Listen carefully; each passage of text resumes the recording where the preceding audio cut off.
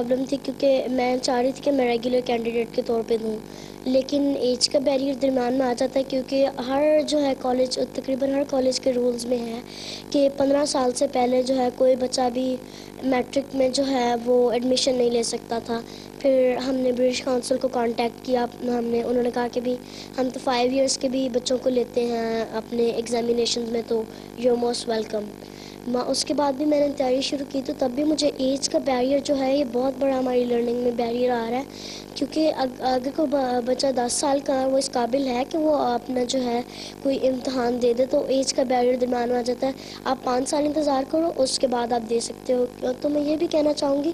کہ اگر جو ہے بچے باہر کے جو ہیں وہ 5 سال کی ایج میں اپنے ملک کا میٹرک کلیئر کر سکتا ہے، تو یہاں پہ ایج کا بیریئر کیوں ہے؟ پاکستان تو ہمارا اپنا ملک ہے اور یہاں پہ ٹیلنٹ ابنڈنٹ ہے، یا صرف پرابلم یہ ہے کہ آپ کا روایتی تعلیمی سسٹم جو ہے اس سے مطمئن ہے؟ اگر مطمئن نہیں ہے تو کیوں مطمئن نہیں ہے؟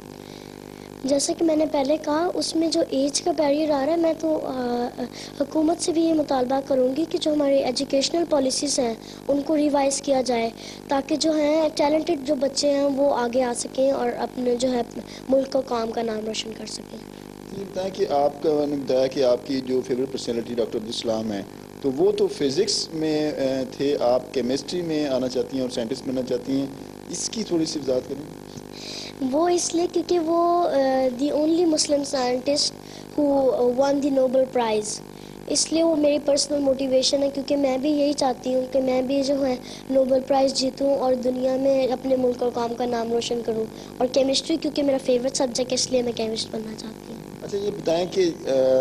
کہتے ہیں جب آپ سٹارٹ میں اپنے کسی تعلیمی ادارے میں جانا شروع کیا تو انہوں نے آپ کو ڈسکرج کیا کہ آپ باتیں زیادہ کرتے ہیں، کام کم کرتے ہیں، پڑھتے کم ہیں، تو اس وقت کی صورتحال اور اب کی صورتحال میں کیا فرق ہے؟ اور جب وہ ڈسکرج آپ کو کرتے تھے تعلیمی ادارے والے جہاں پھر آپ نے اپنی تعلیم شروع کی، تو اس وقت کیا آپ کے دل پہ بیتی؟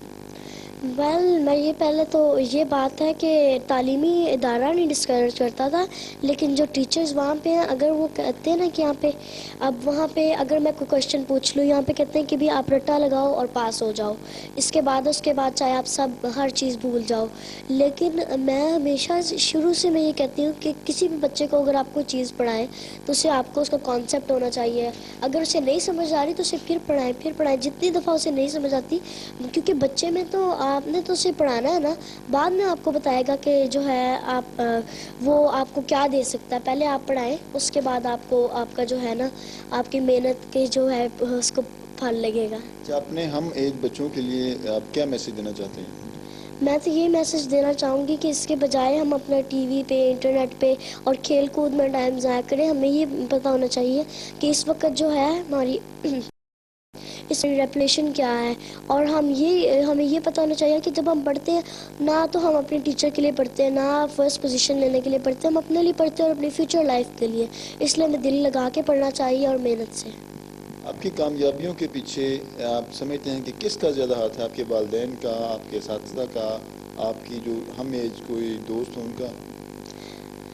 میں تو یہی کہہ سکتی ہوں کہ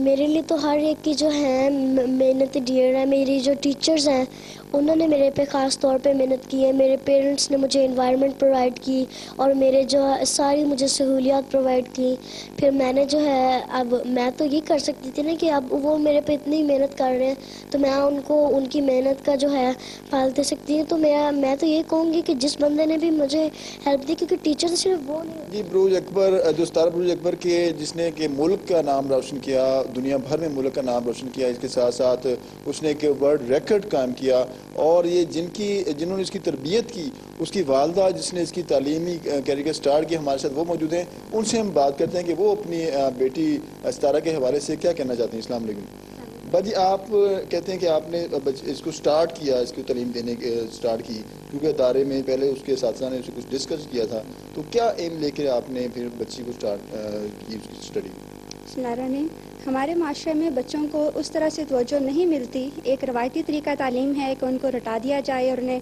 یہ ٹارگٹ دیا جائے کہ تم نے کلاس میں فرسٹ آنا ہے۔ تو جب میں نے یہ دیکھا ہے کہ میری بچی کو ایکسٹرا آرڈنری ہے، میں اسے جو ٹارگٹ دیتی ہوں وہ پڑھتی ہے اور اسی طرح اس میں رسپانس دیتی ہے، تو میں نے پھر ٹارگٹ یہ لیا کہ اگر اسکول والے کہہ رہے ہیں کہ یہ نہیں کر سکتی تو میں اس کو پریکٹیکلی ہر چیز پڑھا کے دکھاؤں۔ اور ستارہ کے والد ہمارے ساتھ موجود ہیں، ان سے ہم بات کرتے ہیں، وہ کیا کہتے ہیں؟ بسم اللہ الرحمن الرحیم. میں تو یہ کہوں گا کہ یہ اللہ کا فضل ہے جس کی وجہ سے یہ سارا کچھ جو بھی ممکن ہے، اس کی تعلیم اور باقی چیزیں جو ہیں وہ. ستارہ کے والدین کے بھی آپ نے ویو سنے اور ستارہ کی بھی بات چیت سنی. ستارہ بروج اکبر ان بچوں کے لیے جو اس کے ہم ایج ہیں اور جو تعلیم حاصل کرنا چاہتے ہیں ان کے لیے ایک ایسا سمبل ہے جس کے بہت بہت شکریہ، قابل ستائش